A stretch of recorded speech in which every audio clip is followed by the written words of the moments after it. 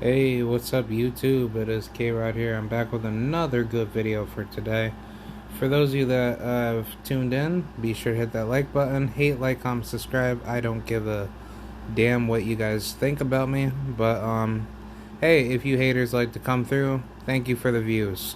Because I'm only just getting better with this channel. And even though that I've been around here, or been around on YouTube for quite a long time, I'm happy enough to do the things that I like to do, just to have fun and do it for the love of talking sports. Because I feel like every time when I do talk about sports, I usually tend to have a pretty good outing with talking sports. And I think eventually, like, as social media or like video sharing platforms that are better than YouTube or whatever, like software that's out there or websites that are out there that could do way better than YouTube or Instagram, Twitter, or whatever social media, like, I guess, outlet per se, that could perform at a level to give everybody the fair, free speech, opportunity to say what they want, and then on top of that, you get paid for it, the correct way and fair way.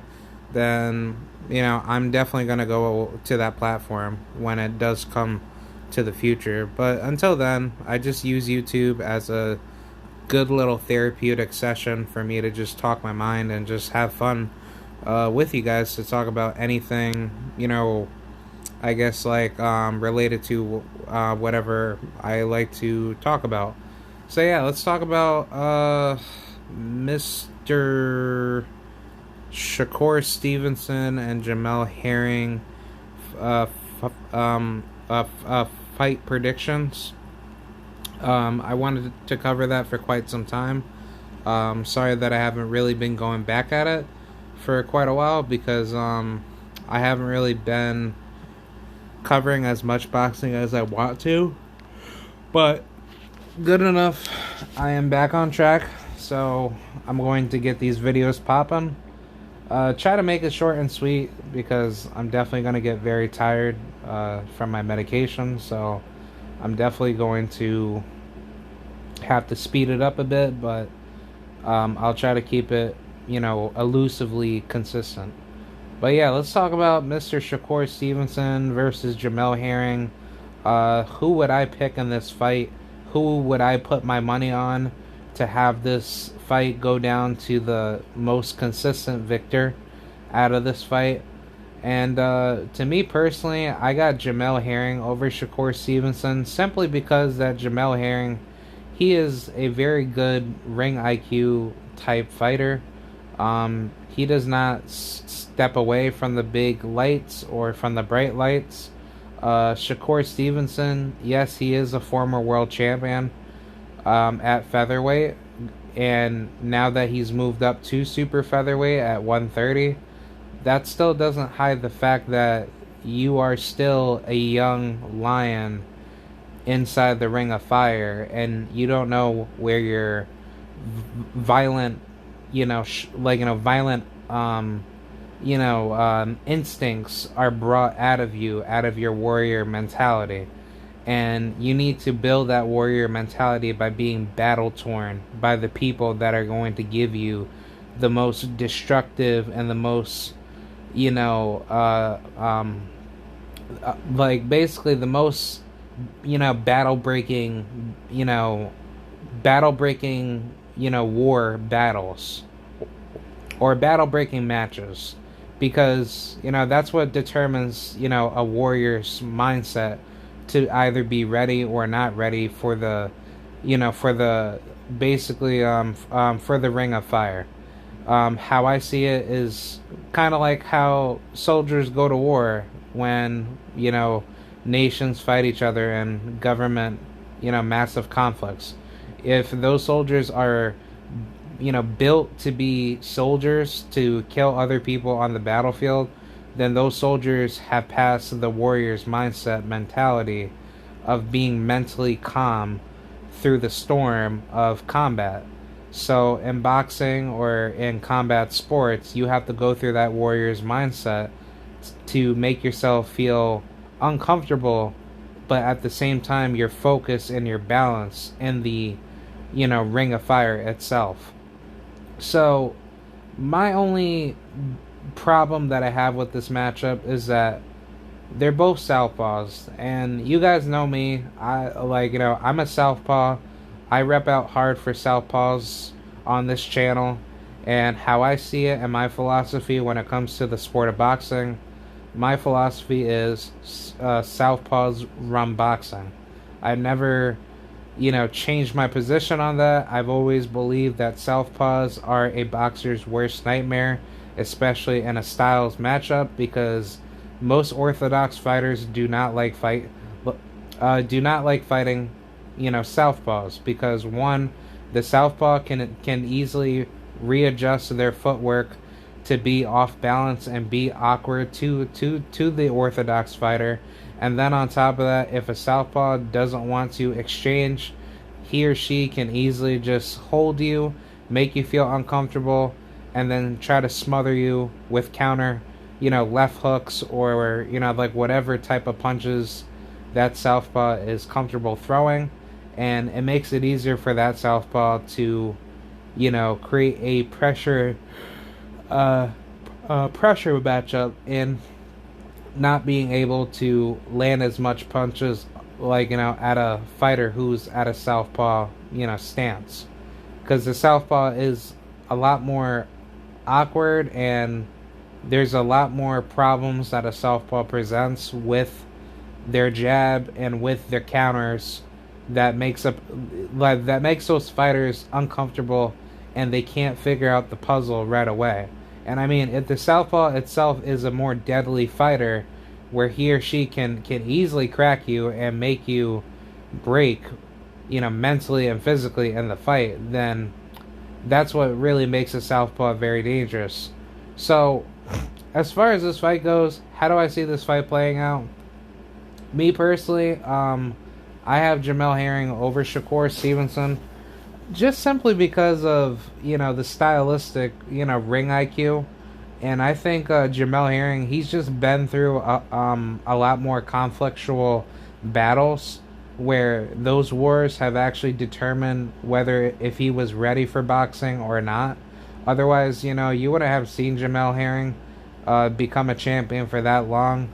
I mean, if you just take a look at his resume, it speaks for itself. As much as I don't like Top Rank, and I hate how they match up fighters, but, whoever's put in front of Jamel Herring for him to get a world title, I give him nothing but, true respect, or nothing but huge respect, because Jamel Herring, he had to work his butt off to get to that world title. I mean, he's beaten guys like Lamont Roach. He beat Masazuki Ito, that defeated Christopher Bitufo Diaz at 126 back in the day. I mean, he's defeated Carl Frampton. Not the best version, of Carl Frampton, but he defeated him and stopped him in a very convincing manner. He defeated fucking shit. I gotta look at his box rec just to be on the consistent side over here, because I don't need to lie about certain fighters. But yeah, let me take a look at Jamel Herring. He has a good resume, that's for sure. Jamel Herring's not a bum, because people always like to doubt him and try to say he's not that good. Oh, and Jamel Herring, he's gonna turn 36, so happy early birthday to the king, Mr. Jamel Herring. Mr. AKA former Marine veteran.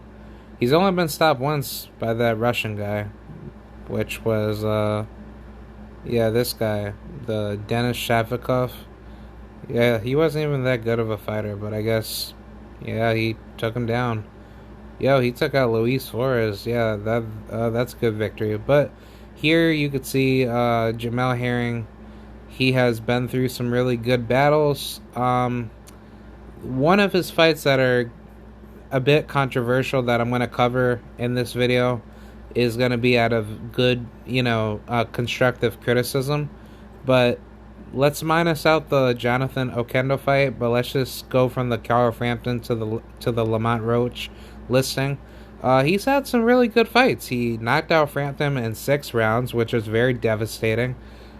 He took out Lamont Roach in a very devastating manner.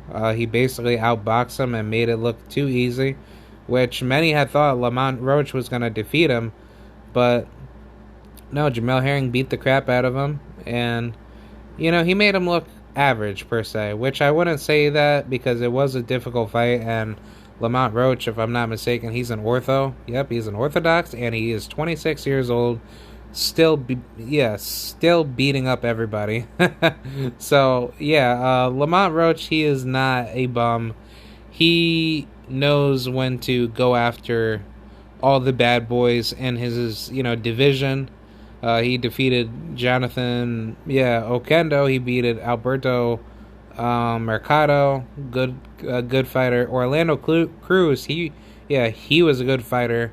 Ray Perez, good fighter. I mean, the list goes on and on. It may not speak too much for his record, but it's like this man gave Jamel a lot of issues to solve, but Jamel, he made it look too easy to say that nobody can't mess with him. And, rightfully so. Jamel Herring, he is a very good, tremendous fighter.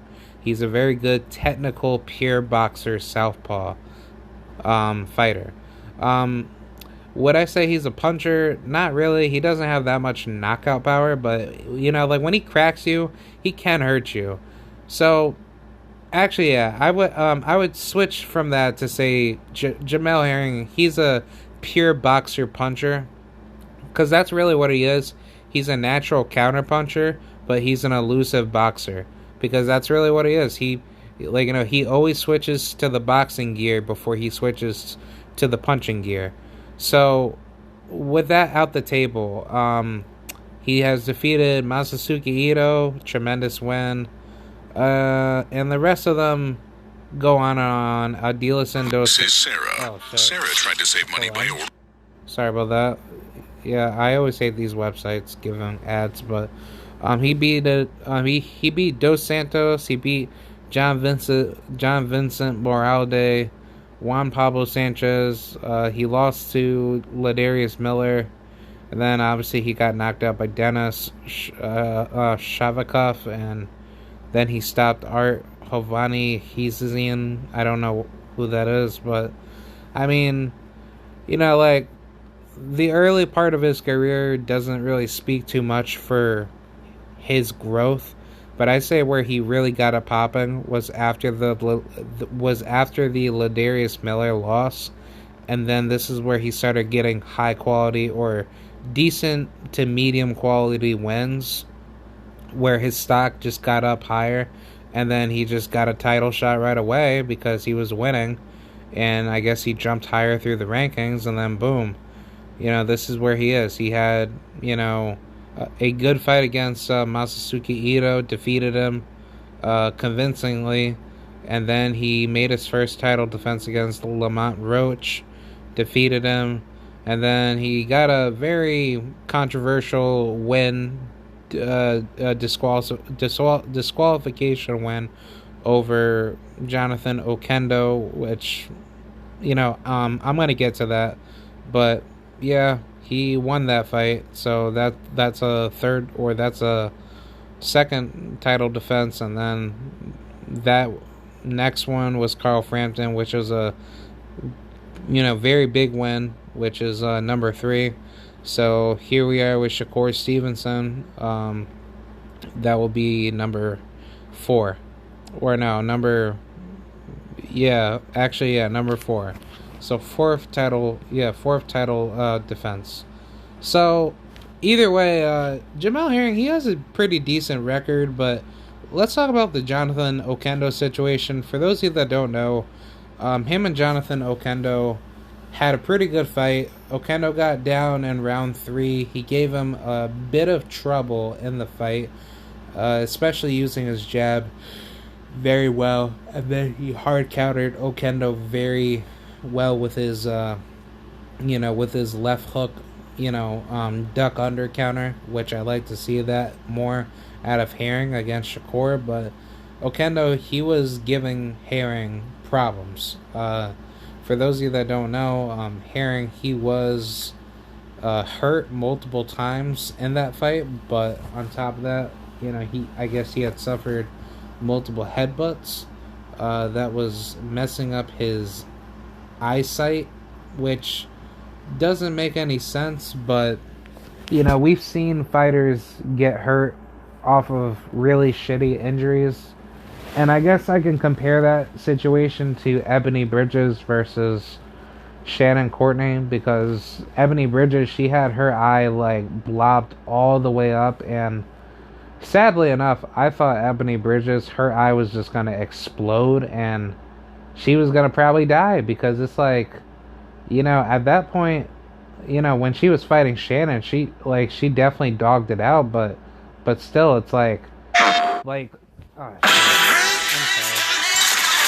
I'm sorry about that. Okay. I'll just get away from that because I'm not going to do stuff like that. But yeah, with Ebony Bridges, how she went about in that fight, she was still fighting Shannon Courtney with a messed up eye, and the referee did not call the fight. The fight was still going on, and she was giving it her 120% to try to win the fight. So at no point, nobody didn't say, oh, the fight should be stopped. And Shannon, she was getting pieced up too, but her face was doing okay. She was still getting bruises left and right, and sadly enough, she both ladies were pounding each other away. But my argument is that when Ebony and Shannon, when they clashed and collided heads, and then the fight got more brutal, that fight continued way longer on the scale of them hurting each other way more compared to Jamel and Jonathan Okendo. That fight itself could have easily continued.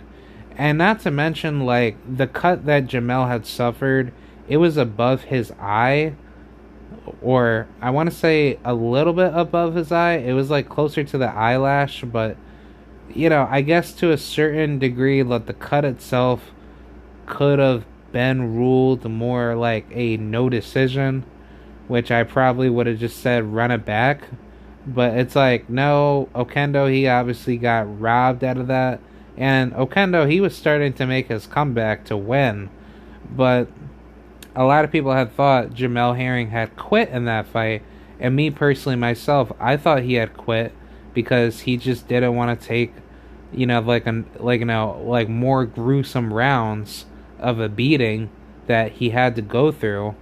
Which, I wouldn't say Okendo really was, really would just be pounding on him for a big beating. But, Okendo definitely would have dogged it out more with Jamel. And Jamel, he definitely would have had a much harder time focusing in the fight if that cut got worse and then he started getting bruised, the hell up. And the fight itself just wouldn't continue. And I think that's why Jamel, he wanted to make that, excuse to say, well, this is why I don't want to fight this guy, blah, blah, blah. And it's well, you're supposed to be a champion, number one. And number two, if the cut is not going to do you any harm, which, don't get it twisted. The referee asked Jamel, can you see through your eye? And then Jamel said, no, I can't see. So then the referee gave Jamel a opportunity to come up with a quick solution, or else he was going to lose his belt and he was going to lose, the fight. So Jamel was nah, I can still keep on fighting, but I can't see through the eye as properly. And that's really when the fight itself got ruled a disqualification, for simply of the fact that Jamel, he could not see through his eye, but the injury itself was not even that bad. So it's if we're going to play that double standard, Why can't we, as real hardcore boxing fans that care about a fighter's health, to say, okay, if you want to argue about that, then let's talk about Ebony Bridges and Shannon Courtney. Because Ebony, she suffered a really, really gruesome eye injury. It definitely had to be an eye injury, but if you take a look at that fight, she had a massive lump on her eye that was bruised the hell up. It looked like, some alien just crapped inside her eye from like Aliens versus Predator, and it looked like a gigantic blob egg being formed on her eye, and she was going to war all 10 rounds, even though that is 2 minutes, but still, I don't think it would made a difference if it was 3-minute rounds. But she was pounded by Shannon Courtney, and Ebony, she was still fighting. So where's the outcry for that, to say that was not either a TKO stoppage or a no decision? Because obviously at that point of a fight, you would say, well, maybe we shouldn't continue this fight because the fighter itself is definitely going to hurt themselves more, possibly end their career or end their life, in the sense of something bad's going to happen. But no, nobody never went that far, because it's like the women have a double standard with men to say, oh, well, we ladies, some of us can bang it out, and if we're tough enough to handle it, then we just let them hurt each other more.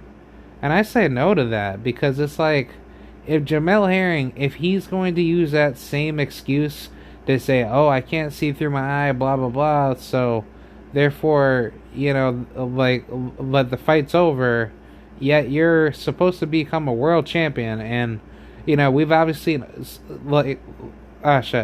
we've obviously have seen many other male world champions that have gone through way worse injuries than that, and yet they still keep on fighting. I'm sorry, but when Julio Cesar Chavez Sr., when he got brutally cut and injured in one of his eyes, what did he continue to do? He still kept on fighting. And Julio Cesar Chavez Sr. does not really have good defense, and every time when he gets pounded on by somebody that's better than him, he doesn't really have anything to really gain from getting hit a lot. So what he does is just that he usually just comes forward in a high guard, similar to what Canelo does, but he doesn't have good defensive ring IQ, which he gets himself pounded on a lot more. But it's like, there's no outcry with Julio Cesar Chavez Sr. when he gets brutally cut or hurt or injured, and therefore it's completely okay. But whenever it's some fighter that we obviously don't want to see get hurt, or we just want to protect the fighter in the sense of just making excuses to say, oh, well, the better man won, so therefore we need to we need to stop the fight early, then please, by no means necessary, make any excuses. If Shakur Stevenson or Jamel Herring go through that same motto, or I guess go through that same energy and saying oh, well, this cut is so bad, blah blah blah, and I can't continue no more.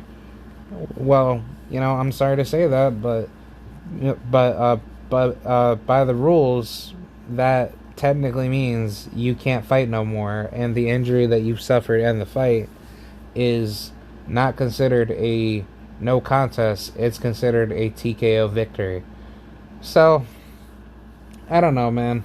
I think honestly this fight will be remembered as a I don't know, I like to say more of a Kevin Kelly versus maybe Pernell Whitaker type of fight, but I could be pushing it because that's more fanatical, because Pernell Whitaker never fought at 126, not as much as I think so. I think he's more of like a 130 guy, if I'm not mistaken. But Pernell Whitaker, he is, one of the GOATs in boxing. So, he definitely has fought some good names. But I think that type of style, from Shakur and Jamel Herring, that's what's going to be emulated. And I think it's going to be very interesting to see where things go for either fighter's career. Because, wherever they go for the rest of their, careers, I think they're going to elevate themselves to the highest, level. So, yeah, that's pretty much what I have to say. I think it's going to be one hell of a fight. Not so sure who's going to be on the undercard. I know that. Oh, sorry. I know that Xander Sayas, he'll be on the undercard, so that will be interesting. So I can't wait for that. But for those of you that will be going to the fight, please let me know. And I'm definitely gonna, hopefully if I could put it on my channel, I'm definitely gonna, record the fight and put it on my channel. So I really don't care about YouTube copyright, but I was able to get away with it, on certain occasions. But either way, that's pretty much what I have to say, guys. I hope you guys enjoyed it, and yeah, I will see you guys later. Let me know who you think is going to win this fight. I think Shakur Stevenson can edge it out, but I think Jamel Herring, he's going to give him too many problems to the point where Shakur, he just can't, deal with pressure. And I think when pressure busts pipes, that's when Shakur loses. So, yeah, let me know what you guys think. Alright, thank you. Goodbye.